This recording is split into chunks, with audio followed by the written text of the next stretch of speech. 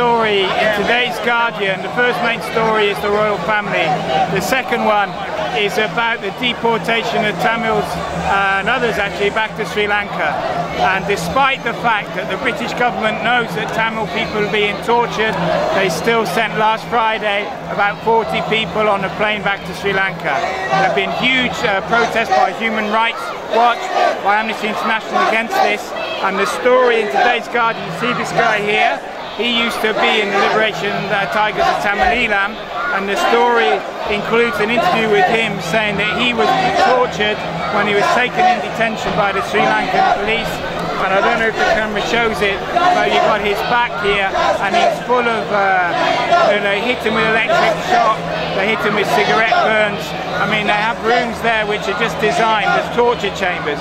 So when the British government sends Tamils back to Sri Lanka, it knows that it's sending them back to torture.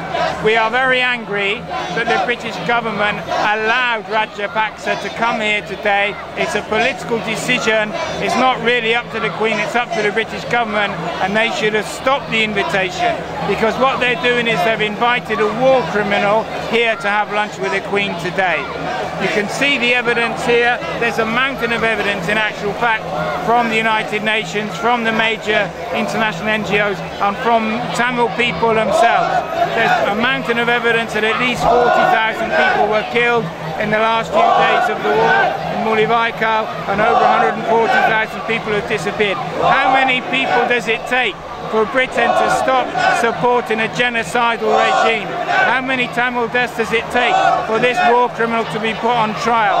How many Tamil deaths does it take for justice to come? In Sri Lanka today, the genocide is continuing. We have rapes of Tamil women, we have occupation of Tamil areas, we have a Sinhalization of Jaffna and the north and east of Sri Lanka, and this is just one part. As the quote here says from the Tamil organisation here in the UK, this is just the tip of the iceberg. The deportation of Tamils back to Sri Lanka is clear collaboration with an ongoing genocide. It's quite right to put Rajapaksa in the dock, but I think also it's quite right to put the British government in the dock as well for its continuing collaboration with a genocidal regime. And we welcome this press coverage, which is beginning to tell the truth about the situation.